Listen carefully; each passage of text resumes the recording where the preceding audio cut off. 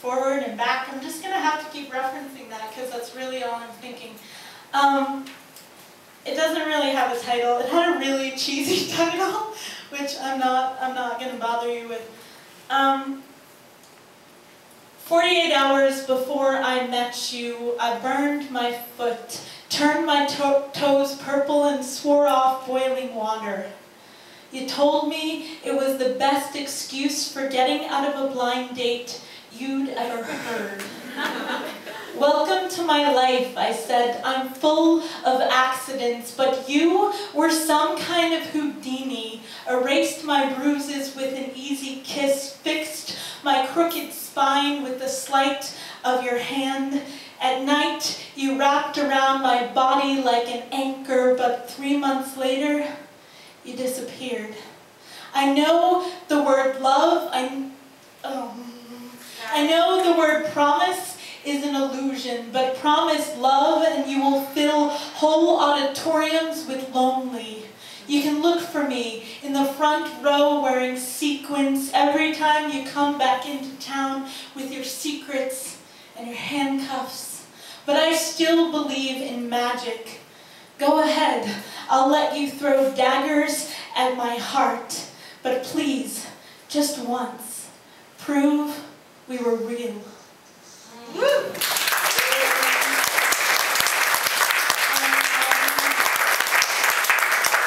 I'm going to do this poem, which is an anthology. It's from an anthology called Word Warriors, 35 Women of the Spoken Word Revolution, edited by Alex Olson and Eve Ensler. Many, many, many poets I admire are in that collection, including Andrea, and I'm honored to be in it. It's great. So the call for that was one of your oldest poems and the poem you're most known by. And I feel like this is the poem that gets me booked in like queer things and disability things, but it's so old. It's like I don't know, 10 years old maybe? But here you go. It's called What We Learned in One Night. Am I your first tranny? He says this after a bottle of scotch and the longest house concert I've ever performed in. He says this inside my mouth, and so it takes me a minute to distinguish his thoughts from his body. Yes, I say, but not for the lack of trying.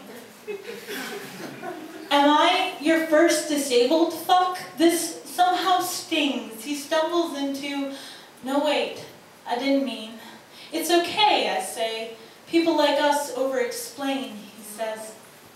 So we settle back into each other. Slow eye contact and more kissing, but there is a curiosity factor I can't ignore. Some equation I've been wanting to solve, and so I chose this one night in Atlanta to push myself directly onto his cock, and I'm not unfamiliar with the idea.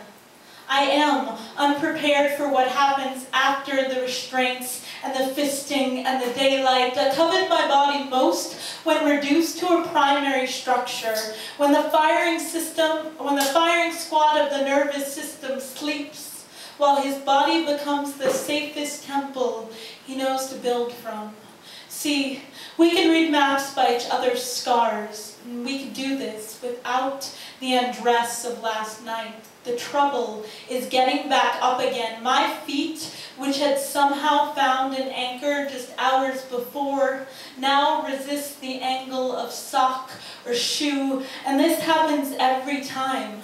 Regardless of quality or partner, the disability creeps back in like shame, until I am standing there, naked and fully dressed, and he can sense my rage and says, Natalie, climbing back into ourselves, it's always disappointing, but worth it.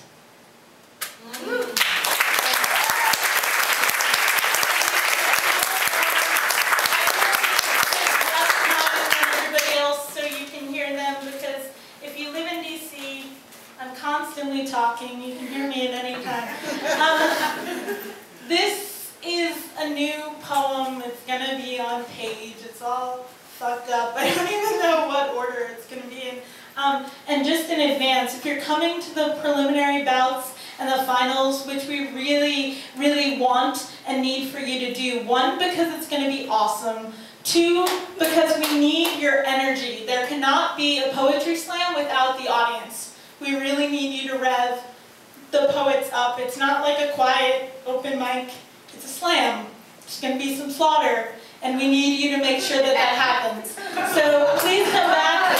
There's a deal tonight where if you've purchased a ticket already and you want to come tomorrow, you can do so for only $5. So if you want to do that, you can check with our ticket sale folks in the back. So this is based on a true story. There's an article that came out in the Washington Post on Friday about capturing fire and mother tongue and split this rock. And somehow I was quoted in all of them, so it's because I talk a lot. It was a very Natalie heavy issue. And this is what happened. When the reporter asks me about my sexuality, I tell him the truth. I fall in love with people, not packaging. Couldn't care less if it's a dick or a dildo. Just give me a strong pulse I can measure my weaknesses by. I want my lover to show me where my edges are. And you can quote me on that. But he didn't. They forgot. It's not the article. There's copies of it back there. But he didn't. He forgot my middle initial and turned me into a lesbian activist, which would be fine, perfect, if I was one. Yesterday, my coworkers from the Department of Agriculture swallowed my favorite LGBTQ alphabet soup like it was cod liver oil, spat out same-sex marriage rights, and complained about the growing lines at the D.C. courthouse. We didn't know you were that kind of poet, they said. We thought you had a boyfriend. It's unbelievable how I can listen to their songs and watch them trade church stories and can't even write a poem without a reprimand.